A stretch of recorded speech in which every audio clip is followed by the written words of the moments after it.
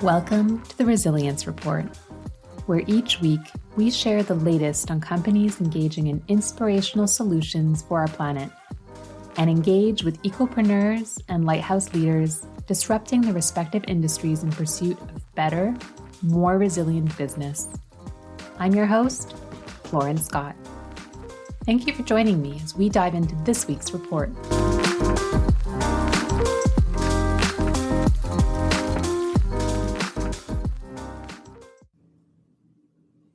If you're listening to this podcast, chances are that you care about people and the planet.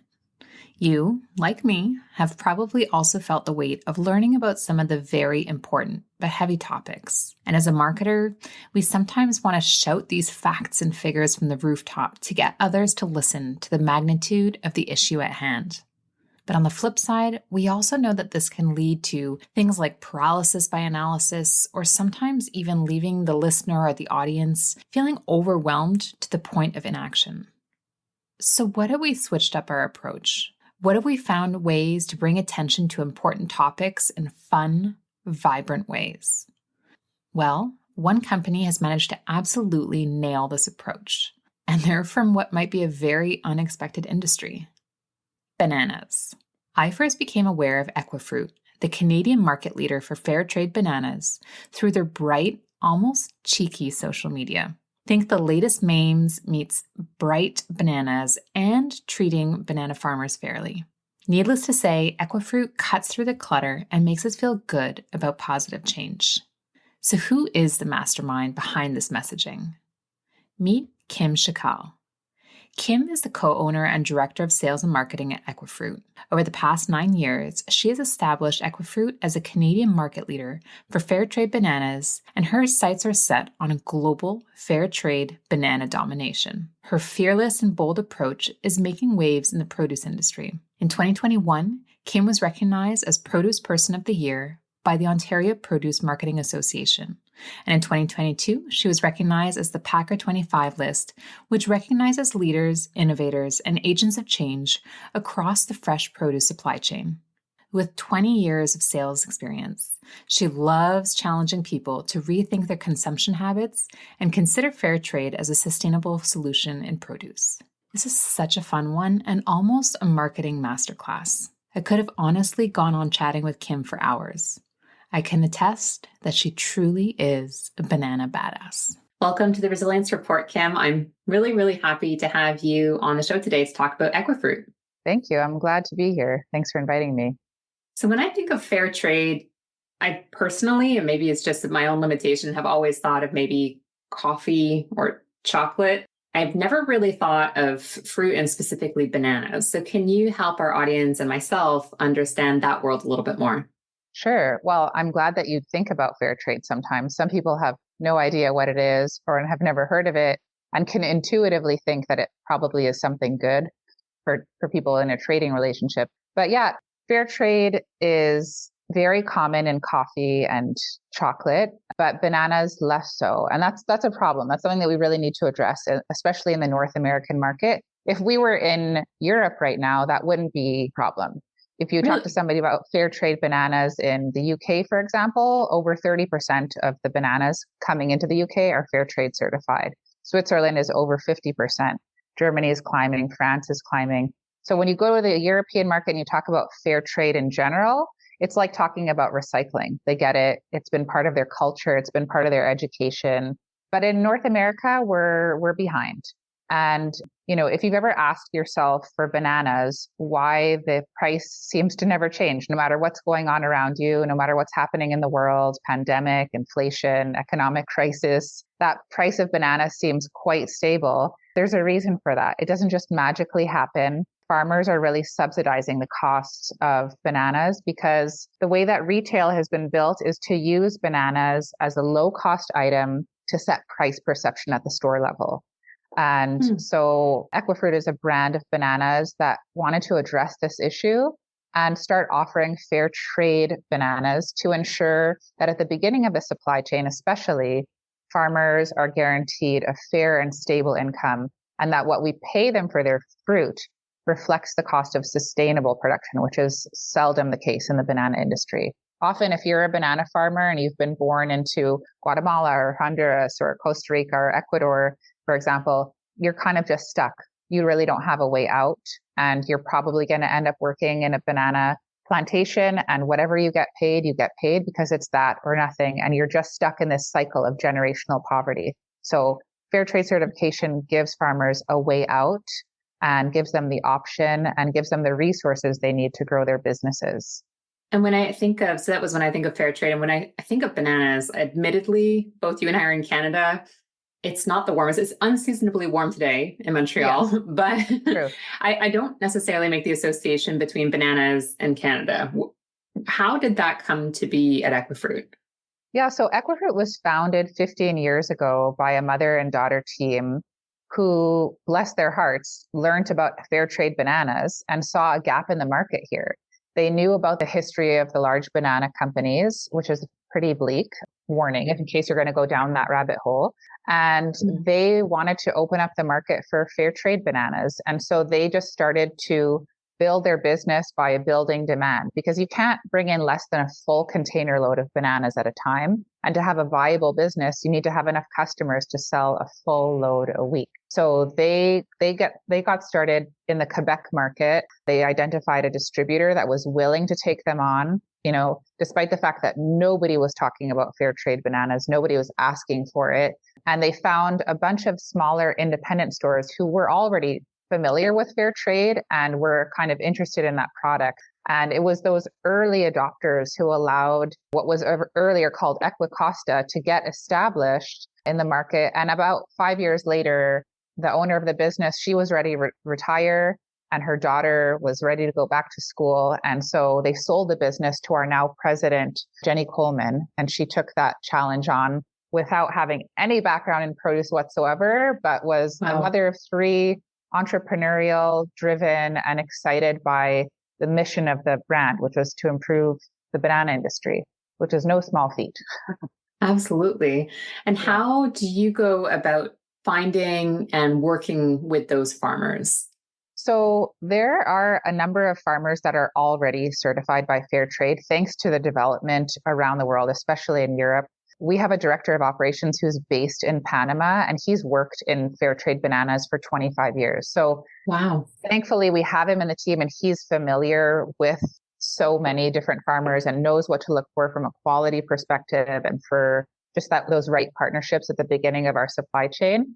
So that's been really helpful for identifying the right partners. And then I would say, you know, it's a small world, the banana industry, and word gets out there. And when you have a brand like Equifruit that is just dying to pay top dollar for your product, word gets out quickly. So we literally have a waiting list of farmers that are dying to sell us their bananas and other products too. We get solicited from fair trade farms all around the world on a weekly basis saying, you know, we have fair trade star fruit, and we have pineapples, and we have avocados or coconut. And really for us, it's a matter of identifying partners that can take on enough volume so that we can be bringing in full truckloads and build a sustainable business model.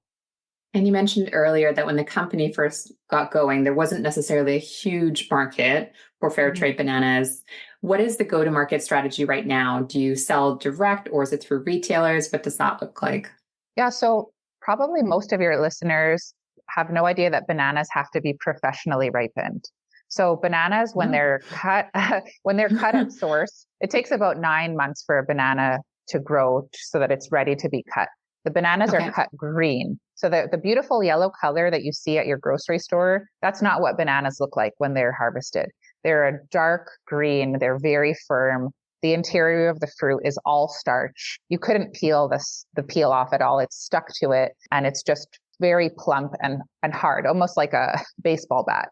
And when that fruit arrives in North America, wherever we're selling it, because it has to be, you know, comes in on a ship and then on a truck, it's about a 2-week journey by the time it arrives at our partners. We can only sell it to people or to businesses who have their own ripening facilities. So either that's retail partners, like here in Quebec, Sobeys has their own retail infrastructure, so we sell directly to their warehouses.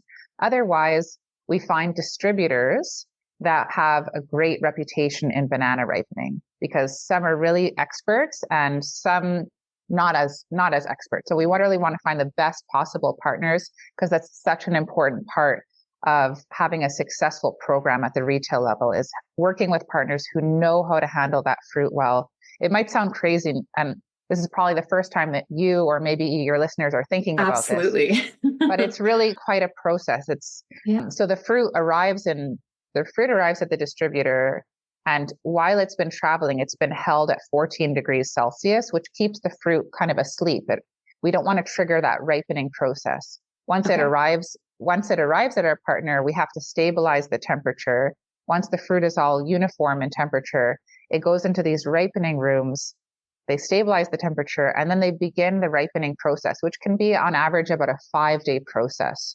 And what happens in that process is the ripening team will use a combination of heat, humidity, and ethylene gas to kind of wake up the fruit and trigger that natural process that will convert the starch in the bananas to sugar. So if you think of like a starchy plantain, that's kind of like what bananas are like, the ones that you buy at the grocery store before they go through this process. And the ethylene gas in the ripening rooms is the same natural gas that the bananas give off themselves from the tops of the fruit, at the pointy ends. Okay. So in fact, if you ever want to slow down ripening at home, you can wrap up the top. I don't know if you saw on Shark Tank recently, they had this Nana hat product where you can buy this adorable little plastic cap and then like a little knit thing for your bananas to slow down that ripening. Really? Because it triggers the other bananas to start ripening all at the same time? Okay. That's right. And then there are other ethylene emitting fruit would be like peaches or avocado. So if ever you buy a bunch of bananas that are quite green, you can throw them in a bag with another gas emitting fruit, and they should kind of work together as a team to develop flavor and develop sugar. So all that's to say, there's a lot of work that goes into getting that banana to that perfect yellow shade. And it's quite important to be looking for a fair trade banana because of all the work that goes from the beginning of that supply chain to getting it to your warehouse. I'm sure that if we set up some like tourist tour where you could go visit the farms and see this whole supply chain, you would never, ever be interested in buying cheap bananas again, because you just do the math, right? In Montreal, I can go apple picking and I will pay more for the fruit that I picked myself in my own backyard than for a banana that traveled from thousands of kilometers away. And that was, professionally ripened and all that hard work that goes into it. So I'd imagine it has to be a retailer that's at scale to be able to have that process down pat, or are there smaller players as well that have it? What does that look like? Retailers will not invest in ripening rooms unless it makes sense for them economically. And for those where it doesn't make sense, they're going to identify the right retail partners so that they can work with them. And then some retail partners that we have, such as Costco, for example, they don't do their own ripening. They prefer to diversify that risk, and they work with third-party ripeners. Back in the day, it was only third-party ripeners who handled ripening and sold to the major chains. It's more of a recent development that all of the major retailers have said, hey, hold on, why are we paying for this? Maybe we could do this ourselves. And they've added that into their own existing infrastructure. Well, I am definitely Googling ripening infrastructure after this call to get an idea as to what this looks like. I'm imagining these hangars full of fruit somewhere in Montreal closer to us, but that's super fascinating. And certainly the certification is core to the offering and to the concept of what you're trying to bring to the market. For those who are less familiar, you touched on it a little bit as to what fair trade certification is, what it means, and there are also perhaps more local chapters as well as that international umbrella. Could you help us understand the nuances between those different certifications? So there are a number of different fair trade labels on the market. And since day one, Equifruit has chosen to work with Fair Trade International.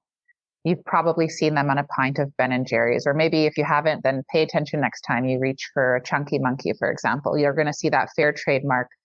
And so we choose to have Fair Trade International because it is the most rigorous standards and it's the best returns for the growers. So we figure if we're going to build our business model on being 100% fair trade, we might as well feel great about it, knowing that we are doing the most and bringing back most value to the beginning of our supply chain at the farm level. So Fairtrade International is the only certifying body that's actually 50% owned by the growers themselves. They sit at the board level and they help determine what fair trade minimum prices are and what standards should be. And I love that they're involved in that process, and they review those prices every year to make sure that we're paying a sustainable price for the product. And that's an important distinction against some other fair trade labels. And I don't bring this up because I don't want people to trust anything, but I think it's important as a consumer that if you're going to decide to look for a fair trade coffee or banana or chocolate, the rule of thumb is kind of you get what you pay for. If it has all these sustainability and fairly paid claims, but you don't see the certifications to back it up, well, somebody might be marking their own homework. So we prefer to be audited against, a third party. And Equifruit as a brand, we're certified by Fairtrade International, and we only work with farms that are Fairtrade certified. And that process, it involves a number of things, but to just distill it down to what's most important for the consumer to know is that if you see the Fairtrade mark, and Fairtrade is written in one word, by the way, when I'm talking about the one we have, when you see that Fairtrade in one word, what that means is that Equifruit had to respect the fair trade minimum price for that country and for that commodity. So whether we're buying organic bananas out of Peru versus regular fair trade bananas out of Nicaragua, there are different minimum prices that are meant to reflect the cost of sustainable production in that country. And you can imagine, just think about the cost of everything, how that's fluctuated over these last 3 years with the pandemic, with inflation, the cost of inputs, the cost of trucking and packaging and fuel. These all have huge effects on the inputs for our farms, and that price really needs to be reviewed annually. I've seen other fair trade labels where they either don't have minimum prices or it's like negotiable. It's kind of whatever year you were already paying, we'll pay you a little bit more and we'll call it a fair trade. And I don't like that. I really like to work within a framework that is clear, that the buyer, even at the retail level, can look and see what am I paying the farm's FOB. So that's the price at the farm level. And I just like that transparency. And I think out of respect for the consumer, that it's only fair that we work within that structure. Otherwise, it's just kind of greenwashing. And we're not really about greenwashing at Equifruit. We'd rather go all in and work harder to build the market, but just to do it right. That's so important. And you mentioned the word trust. I think that is just so key for us as consumers with all of the different namings. Like even if you just take eggs, there are 35 different kinds of certifications, quote unquote, as to what's available out there. And just understanding what that highest standard is for any consumer is so important. Is it fair to assume that because there's the higher price that, for example, environmental considerations are also woven into there? I can only imagine if I'm a farmer and I'm getting paid a fair price, I'm also being mindful as to the ecosystem where this is coming from. And I'm asking more because a lot of our listeners are coming in from that environmental lens and just wondering if that plays into the certification as well. Yeah. Okay. So I'll touch on environment, but I'll also touch on price too. In case people are like, oh, well, how much do fair trade bananas cost? Are they $10 a pound? The exciting thing is that fair trade bananas, Equifruit fair trade bananas are still very affordable. We calculate that it'll cost the consumer about $10 more per year to switch to an Equifruit banana. So if you used to pay, 99 cents for a regular organic banana, and then you switch to Equifruit, it's maybe about $1.29, $1.39, depends on the retailer. Each retailer has a different margin structure. In the States, it's even more affordable because they're even closer and we're working in US dollars. So an American would probably be paying between $4 and $5 more per year for a fair trade banana. Like I just went to Starbucks the other day and spent $7.85 or something for a small coffee. It goes fast. I couldn't believe it. I'm like, okay, when did 7 something become the price for the small, or whatever the Starbucks language is for small? I can never remember. So there's that side of things, just to scratch the curiosity of your listener. But then you're asking about environmental. So I'll just go back to explain a little bit more about the fair trade structure. So Okay. when we have fair trade certification, as I said earlier, Equifruit is respecting these fair trade prices. We also have to pay another price called the fair trade social premium. So it's not just enough to make sure that the farm is getting, the price of the fruit reflects the cost of sustainable production. We also want to invest in building the infrastructure of the farm and their communities. So we have to pay fair trade social premium. And this is the same structure, whether you're buying fair trade coffee or tea or sugar or diamonds or gold or cotton or rice or whatever it is. Fair trade minimum price, fair trade social premium. In the case of bananas, for every 40-pound case that we buy, we also have to pay $1. And that $1, the farmers decide democratically how to reinvest that money. It has to go into projects that have environmental, social, or economic impact. So they decide this amongst themselves. We have zero influence over how that money is spent. And then there's a full audit at the end of the year so that we can see the breakdown of that cost. So on the environmental side, and our team visits our farmers every year. We do full reports. We take lots of pictures. We're very much connected to our farmers in all the countries that we work with. So Ecuador, Peru, Nicaragua, Colombia, Mexico.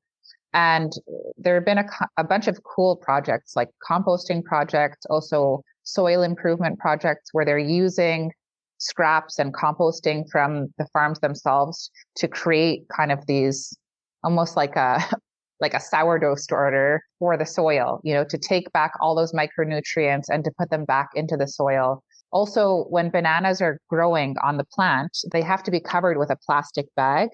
This is for organic or conventional production. And that's because it's a very hot, humid environment, lots of insects. So it's just a way to protect the fruit.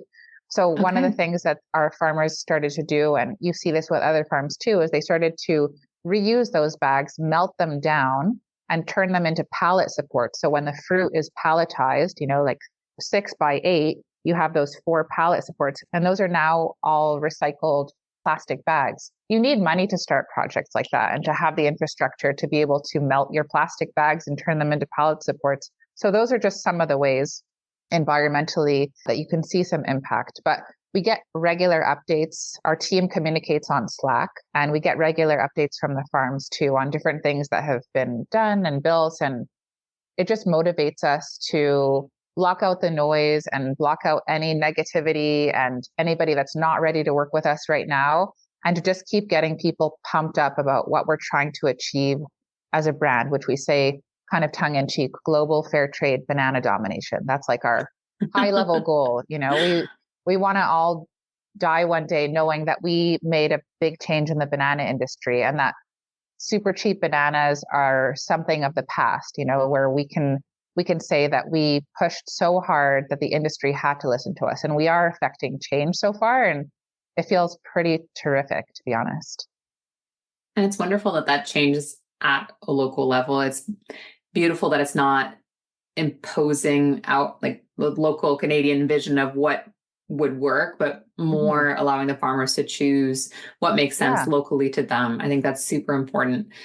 Yeah. And you mentioned as well that we're seeing faster adoption of fair trade products, particularly bananas, in Europe. Is that due to regulations? And do you foresee any regulations in North America, for example, having a similar impact? And I'll maybe just preface that by saying that I'm seeing that as a manufacturer where I work, that there are new laws coming in Canada in terms of labor standards for our suppliers, but I'm wondering if it's the same for produce as well. Yeah, I think what got the European market to where it is I would dare to say just a different culture and mindset. Of course, that varies greatly by country, right? But I've seen pictures from European grocery stores where they show you how many miles each product traveled to be on the shelf there.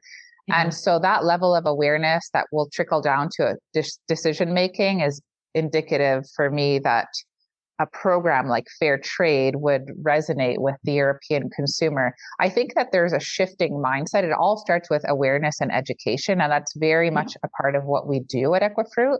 We're not just like selling a more expensive banana and hoping that the market cares. We do a lot in terms of advocacy. Jenny, especially, and myself, we anytime that a university or college is looking to educate their students, or if there's an opportunity to speak at a trade show or at a conference about anything related to sustainable farming or fair trade, or even earlier this year, we were invited to speak at the Harvard Business School on a class about marketing socially conscious brands. And how do you do that in a way that's actually effective so that a consumer understands your value proposition and is excited to pay a little bit more? So I think that that's a big part of it. I think that with regards to government regulation in Canada, there are changes that are being made, with regards to supply chain and what will be allowed and what won't be allowed.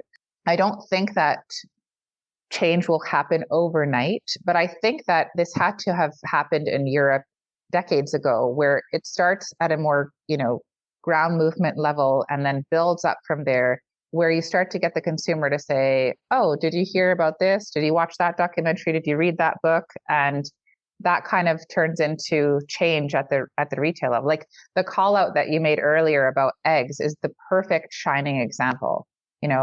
We get to decide how happy that chicken was, but we don't get to decide how happy the farmer was who picked your bananas, unfortunately. Yeah. And we've actually done slides in our presentation about eggs, just to help the retailer understand, like, do you understand? Because bananas are what retailers refer to as a known value item, or a KVI. And this is like the number one reason that they won't want to buy a fair trade banana, because they say that, the known value items in the grocery world would be eggs, bananas, milk, bread, chicken breast, ground beef. These are supposed to be items that they think every consumer has kind of indexed in their mind of what is the average, like, normal price. So let's say that you, just for an example, are expecting for chicken breasts to be $1.99 a pound. I'm just pulling that number out of nowhere. I don't know how much chicken breast costs. Okay. But they think that I know how much chicken breast costs. And if I go into their store and I see that chicken breasts are $3.99, I'm going to be like, wow, this is an expensive retailer. Everything here must be expensive. I don't think I want to shop here anymore. Or maybe that's not the case. Maybe I'm like, ooh, these are fancy chicken breasts, and that's important to me, and they must be better quality. But for the most part, they're worried that they're going to lose consumers if their known value items are at a higher index price point than the competitors around them. But the thing that doesn't make sense is that when they present to me that rebuttal about bread, about eggs, about beef, about all those things, there has been so much innovation in those categories in the last 10 years, especially, that they don't look anything like they used to. When I was growing up, you had a loaf of white bread and a loaf of brown bread. And over time, we got really fancy and we threw some seeds in there. But like now you go to the bread aisle and you have 50 choices based on how much bread you want to eat, whether you're keto or paleo or gluten-free and all of that stuff. And we see it with eggs. We see it even in the meat category, right? Is this organic? Is this conventional? Is this grass-fed? Is this beet grass finish? All of these things that I'm learning as a consumer.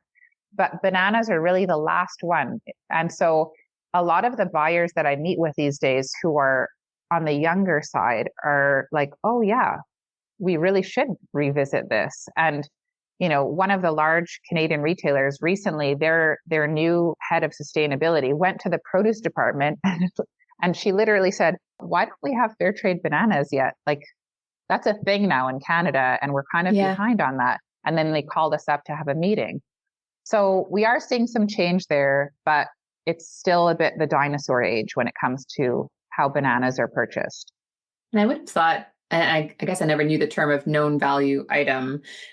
I would have assumed it was only products that were perhaps grown or made locally in Canada that could be maybe offset with subsidies to ensure that, I guess, maximum price. I'm sort of surprised that something that we're importing is also in that category. I mean, it's wonderful, probably in the sense that it means that the demand for bananas is that high. However, I would have thought it was something that maybe then the government could compensate with retailers through subsidies. So I'm a little bit surprised to hear that, but it's true that I do know the price of bananas, the average price of bananas at any one of the stores near us as well. Very interesting. Right. Yeah. It's also because bananas have traditionally just been used as a loss leader. bananas represent about 1% of grocery store sales. It's a very important category for a grocery store. So if they're going to make a change on that, it's a big deal, right? And if the fear is we're going to lose customers, it's a big deal, right? For 1% of the entire, think about how many thousands of things you can buy in a grocery store these days. And that one item represents about 1% of store sales. So it's huge volume. And the way that we see it at Equifruit is they have an enormous opportunity to affect change, and they have an enormous opportunity to position themselves as a responsible retailer on such a highly visible category. If you want to speak to all of your consumers directly, these days we're on to the digital apps and a lot is happening in the digital space. But really, just put a sign up in your banana section and you're going to get almost 100% of your consumers on a weekly basis. There's no higher frequency touch point in the whole grocery store. Food for thought. Pun semi intended there. You mentioned at the start of the call that you've been with Equifruit for just over 9 years. And then more recently, you've become co-owner with the organization as well. Can you share a little bit more about that journey? And if we have other listeners who are perhaps working at an organization or considering making that jump, if you have any advice for them as well. Yeah. So I just celebrated 9 years last week. The 8th was my bananiversary. And the week before that, thank you. The week before that, on the 1st, was Jenny's official 10 years as owner and president of the brand. So yeah, it's been an exciting change. It's something that was on Jenny's mind and something we started to talk about more formally about 2 years ago. Our business for the last 2 years has been in the Globe and Mail's top growing companies in Canada. And before we really got into that big momentum of growth, I mean, we've been growing year over year, I think 27%. So we've had really steady growth for the last decade. But it was a conversation that I brought up because I was thinking about the trajectory of the business and what my goals were professionally. So it's actually a conversation that I initiated because I've always been entrepreneurial and I've always thought about starting my own business. But when I got connected with Equifruit and I learned about how many banana farmers are really suffering to produce this fruit that we don't think twice about, that we just put in our baskets and we just, we don't even feel bad throwing out half a banana. It's like, because we just know that it's so cheap, right? When I started to learn about really the plight of banana farmers and the history of the large banana companies and how they came to be and the practices that are still going on till this day in certain cases, I just thought, what better use of my abilities in sales and marketing than to try to blow this up? And so I think that if you are already within an organization where you feel connected to the product or service, and it's something that you wake up excited to advance, then you'd be surprised perhaps by the response. As long as you are delivering value and adding value to the business, then I think any smart business owner should think about bringing you in on a partnership level. I think for me, it represents a big shift in my career. I feel like I now know what I'm going to do when I grow up. At 40, I'm like, okay, I get it. This is me. And I've been really committed to this for almost a decade now, but I feel now like I can really think through the rest of my career path. And I no longer have to use that note section on my phone to think about what if I invented this, in my mind is like a hamster wheel. It's always thinking about improving this and improving that. And I can really just drill down into bananas.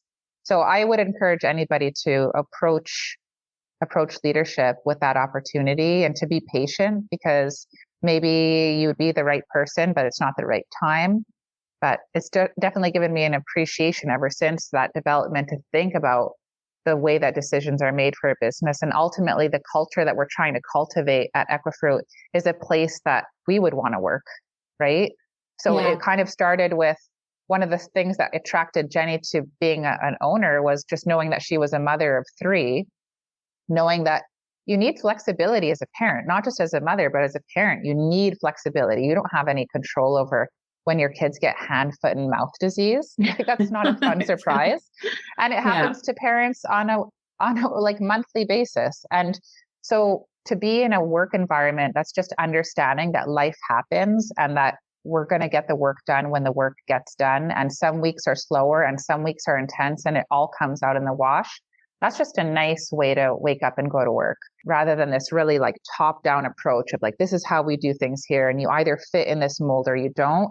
It's much more of a collaborative experience, and it always has been. And I'm sure that, as we scale the business, we'll be presented with new challenges, but we're trying to keep our minds sharp. We're trying to stay connected to other business owners and glean from their advice and try to be open and transparent and not necessarily always act like we know exactly what we're doing. And I've had a couple of people reach out to me recently who are now in talks with leadership because they've been offered a partnership. And I think the advice that I give really is know your worth. Don't be afraid to stand up for yourself in negotiation. Really think hard about how you've contributed to the business and what you're willing to put in the future. Mm-hmm. And if it's an exciting opportunity for both sides, then it'll work out. These are such great tips. And you can see that you've really been processing, as you mentioned, over the past couple of years, and having just celebrated your 9th bananiversary. Mm-hmm. Are you working on any projects right now that you're particularly excited about? You mentioned scaling. Is there anything that you can publicly share? Well, after 9 years, we've just hired a new salesperson. So I'm actually starting to build a team. And wonderful. I'm going to start spreading out that responsibility because my official title at Equifruit is Director of Sales and Marketing. So this is a big deal for us. We invested heavily in our operations team. Our operations team is like 4 times the size that it used to be. And that means that it used to be like 1 person and now it's 4. So yeah.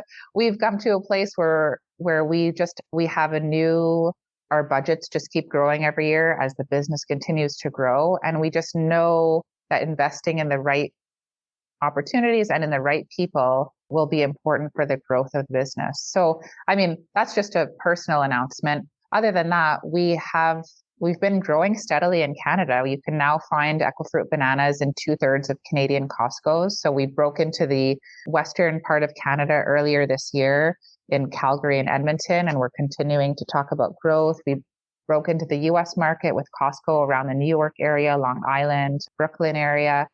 And our focus is very much on continuing to expand in Canada and continuing to expand in the US. We feel like there's been this shift, especially this year, where we've been at a couple trade shows where some major retailers have started to approach us and really pay attention to what we're doing. And I don't know if that's just like the Costco effect, that like once you're in and growing and scaling with Costco, it's like, okay, you're a credible supplier. Or if it's more just the really fun and innovative marketing that they're really into online. Because if you go onto the Equifruit website or you follow us on social media at Equifruit, it's a really fun follow. Like it's unlike any produce brand. If any of you are following any produce brands out there, we have lots of memes and fun content that'll make you laugh. And I think that that's really resonating with the industry. I would love to dive into that a little bit further, because when you're in the environmental or social impact space, there tends to be, I guess, this desire to communicate the problem. You want to say like, this is everything going wrong. Right. This is how we're fixing it. Yeah. But Equifruit has taken this serious topic, but found a way to be fun and almost cheeky in marketing. Yeah. What made you take that approach? Because it is so refreshing and it is really fun to follow your social and makes you want to then go buy the product. So I'd love what that thought process and journey has looked like. Oh, thank you for saying that. We didn't always look this cool. We were when I first came on, one of the first projects that I was part of was we redesigned the logo of the company. The company had officially been changed from Equicosta to Equifruit when Jenny came on. And then we were like, okay, we really need to rethink the logo, because our first logo looked like broccoli, and the company was called Equicosta. Everybody thought that the bananas for Costa Rica. It wasn't. It was a mess. It was just a hot mess. And so really we spent the subsequent first 6 years of my career with Equifruit. We had our own website. We were contributing to it. We were like making a couple of improvements here and there on packaging. And it wasn't until COVID hit where the world stopped. All the trade shows got canceled. Thankfully, we were working with bananas, which were just flying off the shelf. So our sales lift was tremendous. And we had this influx of cash We were just in this very fortunate position. And so right away, we sat down as a company and said, okay, what does the rest of this year look like? We obviously can't be traveling around to pitch customers, and people are starting to meet virtually online, but the world is changing. We don't know how it's going to settle. And on the marketing side of things, I had been promoted from sales to director of sales and marketing the year before. And I said, look, I'm alone on the sales side, and the packaging of our fruit, the website, social media, these are all supposed to be an extension of the sales team, and they're not. They're not helping very much. And as you said a minute ago, we were talking so much about the problem. We were like, the banana industry is a hot mess, and it's a terrifying, horrifying history that will just send you down this dark rabbit hole, and you're never going to want it. Like, you're never going to look at bananas the same again if you go down that rabbit hole. And it was so heavy. Like, when we were talking to retailers about that stuff, I mean, we weren't just talking about other businesses. That's not our approach. We don't just go in and talk disparagingly about other banana brands, but we can all just look up the history of the banana industry and how bananas became so readily available at such a low cost. And it's clear to anybody that, there's just a lot of unfair practices that have contributed to this low price. And so, we had to say to ourselves that when we leave a meeting, if we just keep getting congratulated for our passion and the sales don't happen, something's wrong. Like, obviously we've converted one individual deep in their heart, but that's not going to move the needle on volume and impact for our growers. So we decided to hire a marketing agency. You need to sometimes work with a fresh set of eyes to look at the whole thing and answer all their questions and help them point you in the right direction. And we found this amazing agency in Montreal called Tux, like tuxedo, but Tux Creative Company. They were already buying our bananas, but they didn't realize that they were fair trade. So that's a red flag right there, right? It's like right on the packaging. And they were really excited to work with us. And it was a major investment. I won't say it wasn't. It was a huge, big, scary investment at the beginning. But I mean, we wouldn't be sitting here today and talking if we hadn't worked with Tux, because they saw the approach that we took. They saw the packaging, they saw the website.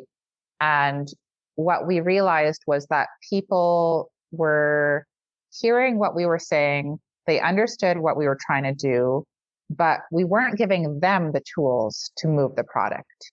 Mm-hmm. So we can't be standing at every banana stand around the world getting every consumer excited. Your packaging is your sales team. Your website is your sales team. Your social media is your sales team. And if it doesn't grab your attention and speak to you, then it's not effective. And this can be pretty tough in the world of marketing, especially if you're working in like a family-owned business. People have a lot of opinions, or if somebody feels like they're the creative voice in a business and they've done a lot to put it into it.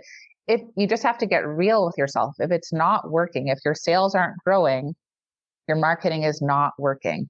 And it doesn't mean that you've had bad ideas, but sometimes the most simple tweaks can change everything.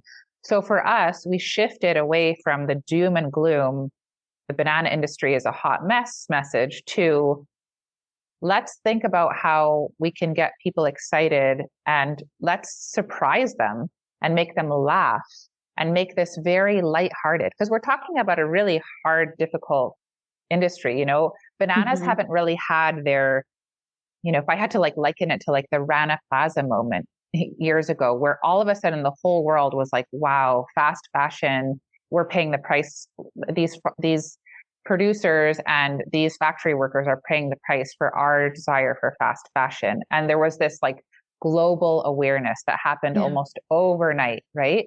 And somehow, even though this has been going on for over 100 years, where banana farmers are really exploited and they work in terrible conditions often, and they're not paid well and they're stuck, we just haven't seen that. We haven't had that moment where it's on people's radar.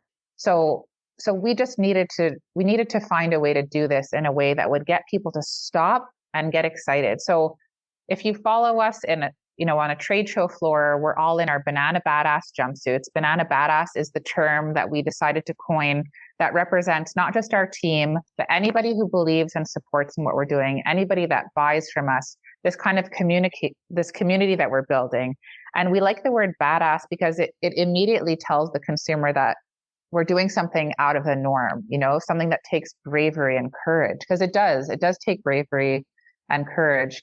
And we have just a very fun approach. We realize that humor breaks down barriers much more than like bad news.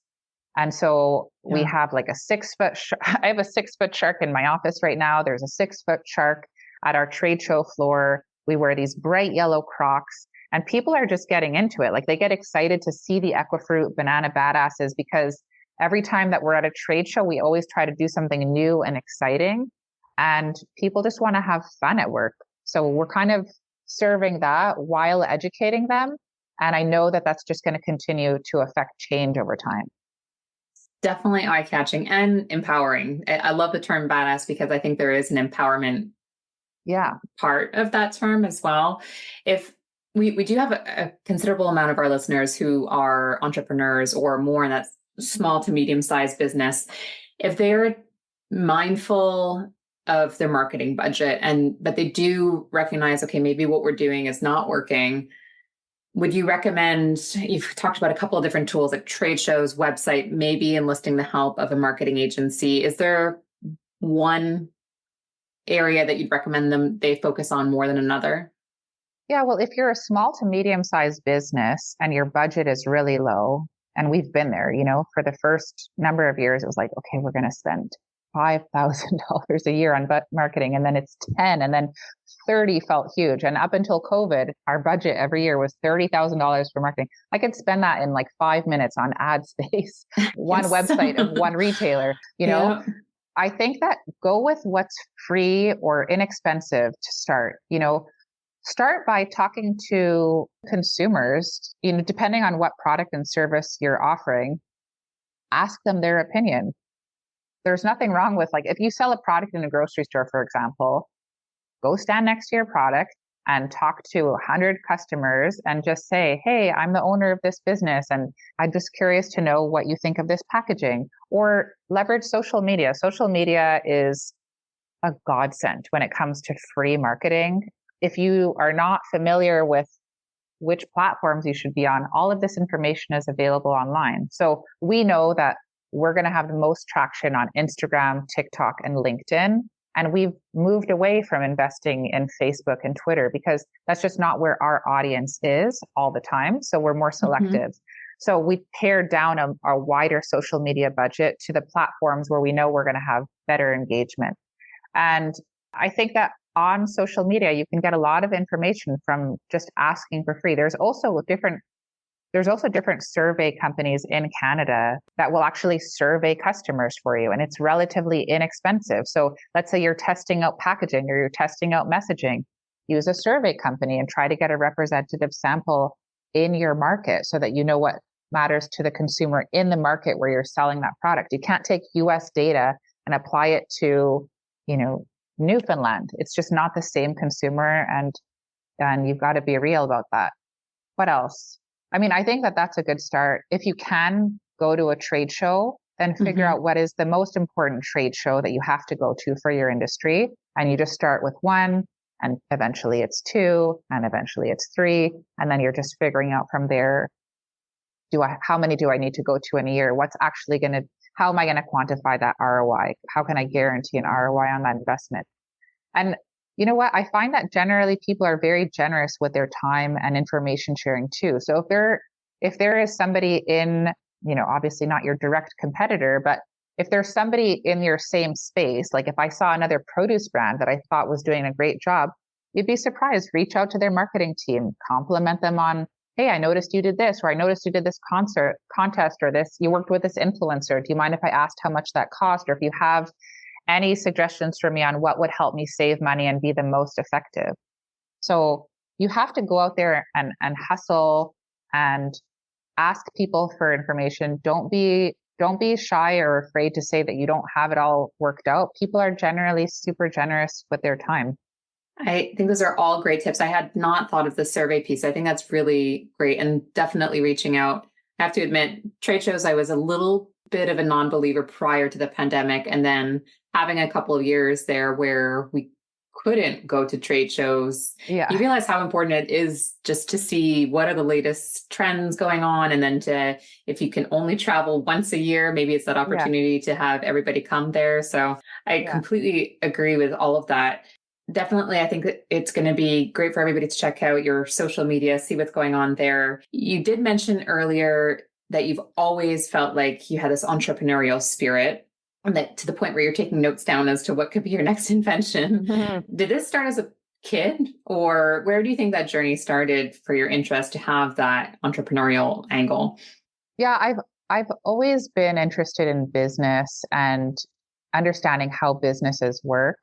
I think that probably came from the fact that I have both my parents immigrated to Canada, and I heard a lot of the stories of, like, walking X number of miles through the snow to save X number of pennies.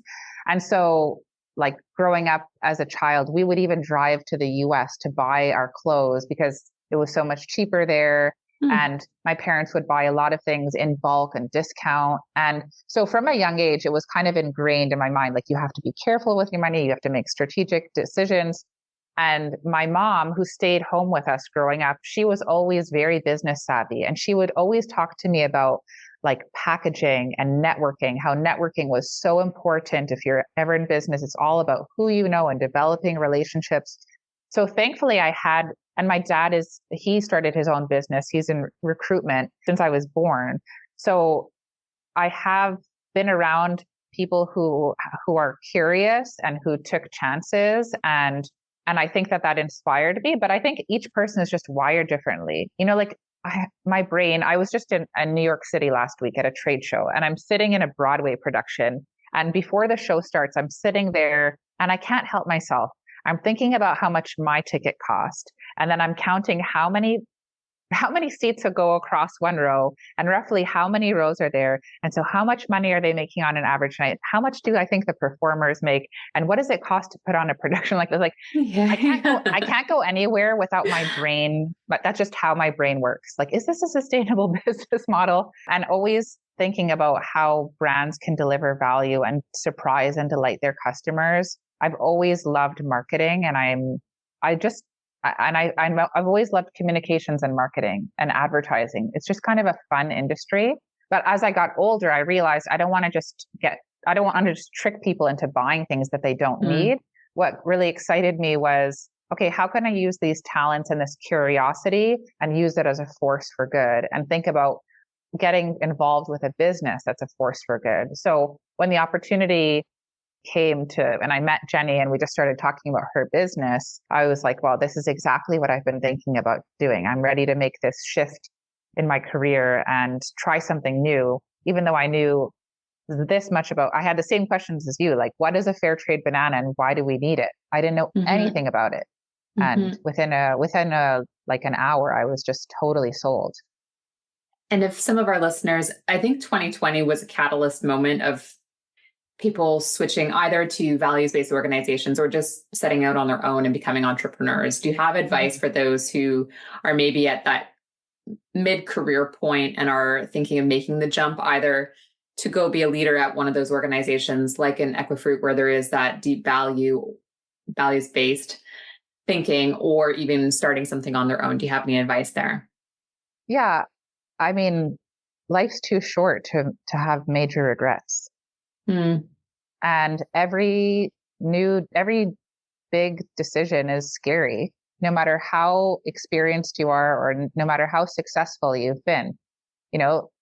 We have no intention to sell our business, but let's say tomorrow we sold Equifruit, and all of a sudden Jenny and I, these two women business owners were starting from scratch. We would be terrified to start whatever. Let's say we wanted to do some new produce brand or something new in the food and beverage space. We'd be back at square one. We'd be sitting at the drawing board thinking, okay, how much money are we willing to take out of our own savings to invest in this? And should we go to this trade show? And does it make sense for us to pay the $150 a ticket to go to the cocktail at the trade show? That's a lot of money. Yes, go to all the things. If you invest wisely at the beginning of your journey, it's going to cost money, but invest wisely and be a good networker and follow up and treat people the way that you want to be treated. And and leverage the free tools that are out there. Like LinkedIn is just a godsend. Can you imagine? Like back in the 90s and early 2000s, we didn't have tools like that. You had to go to the yellow pages and figure things out.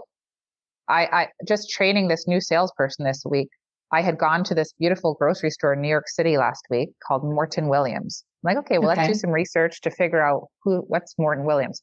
Within 3 minutes, we had the name of the director of Frozen Floral. You just Google this, Google that, go on LinkedIn, and bam, I've sent them a message. Yeah. So there's no excuse. If it's scary, that means it's probably the right decision. Just go for it. Great recommendations. And when you're mentioning as well that if you start going down the rabbit hole of the banana industry, it can get a little bit heavy sometimes.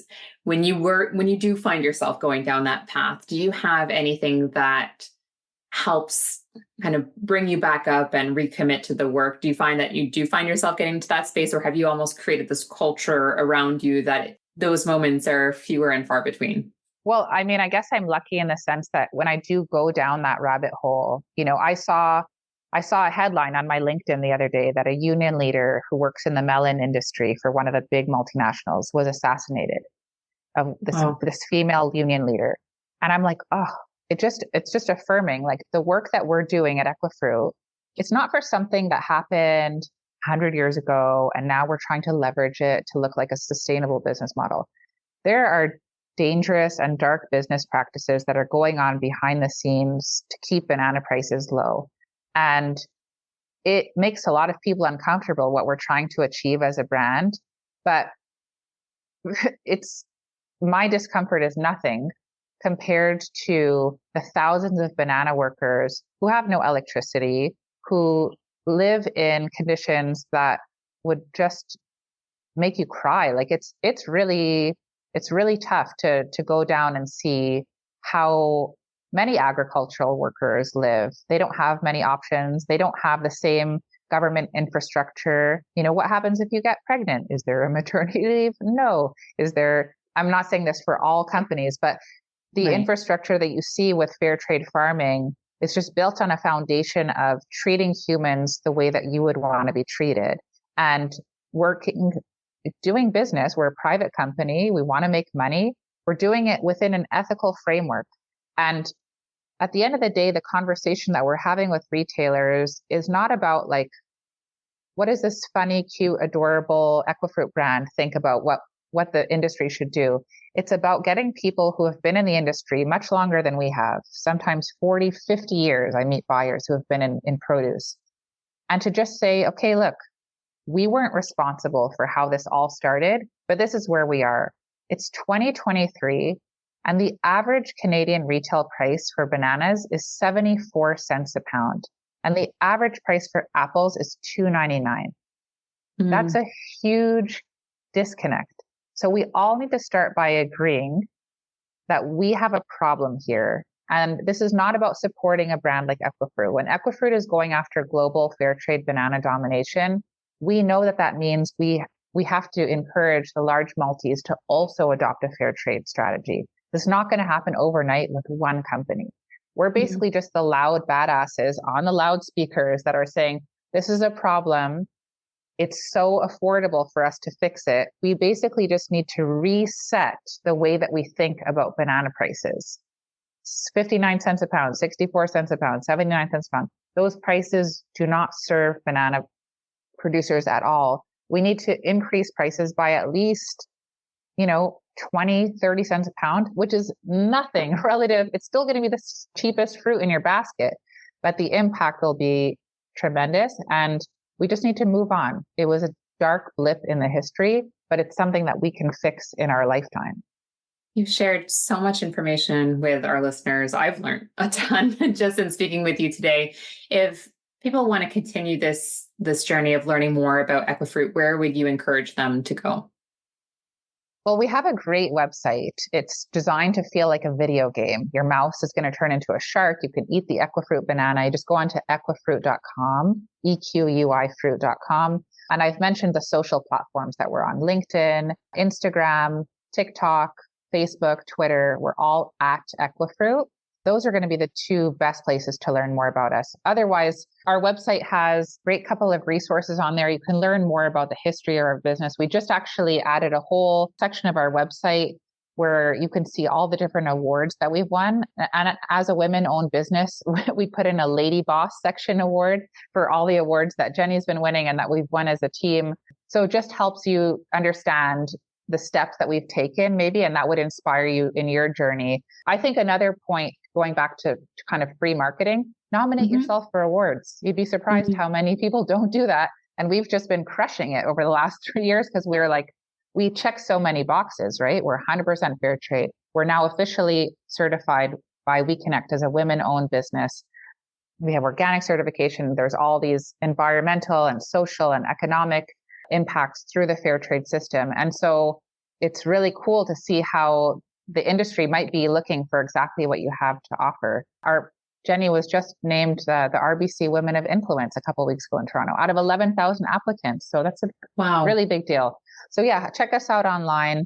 And I'm on LinkedIn all the time, Kim Chackal. Look me up. If ever anybody wanted to grab a coffee on Zoom and hear me blab on about bananas, I'd be happy anytime. Well, thank you once again. And we do like to end every episode with the same question, which is, what do you think it's going to take for businesses and leaders to be resilient going forward?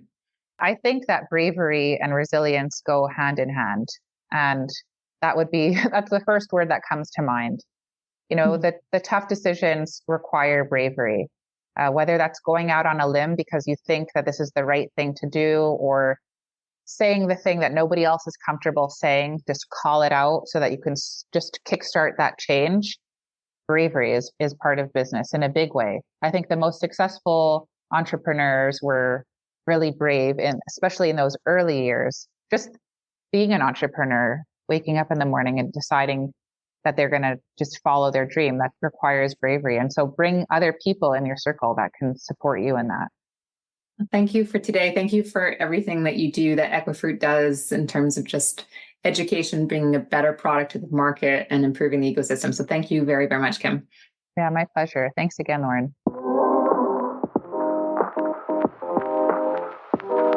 I hope that you've enjoyed this week's edition of the Resilience Report.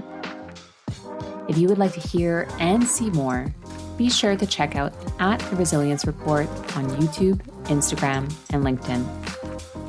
Until we connect again, remember, even on the darkest of days, we all have the opportunity to be a lighthouse for others as we collectively pursue better, more resilient business.